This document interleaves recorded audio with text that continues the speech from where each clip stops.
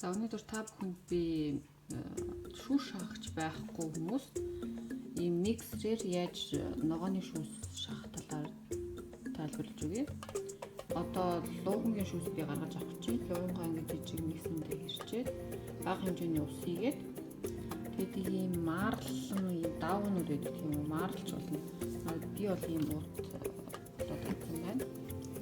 Яг органик юм цэвэр дав.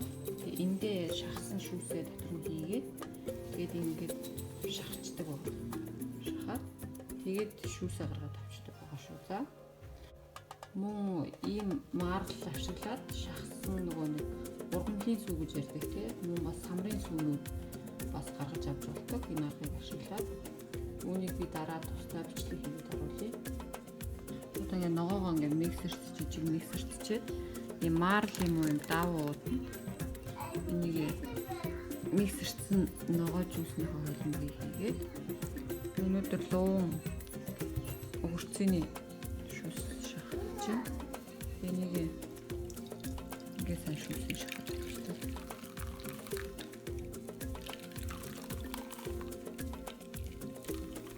Марлтан сайн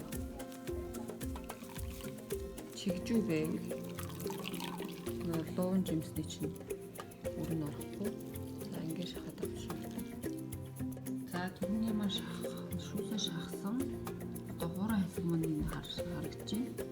Ийм хураа ямар ч шүүсгүй. Тэгэхээр нэлийн сайн шүүсэн шахдаг нь харагдаж байна. Та бүхэн нөгөө нэг хийхдээ шар усын шахаж авдаг шиг яг л тэгээ шахаад авчихсан гэсэн. Тэгээд энэ арга маань ямар үед тохиромжтой вэ гэхээр аял зугаалгаар явах эсвэл зурсандаа гарахтаа ийм том төхөөрөмж аваад явж чадахгүй шүү дээ шүүс шахагч эднэрээ. Тэгвэл ийм жижигхэн ийм миксертэй ногоогоо миксертчээд энэ давандаа ингээд шахаад шүүсээ гаргаад ууж болох нэ.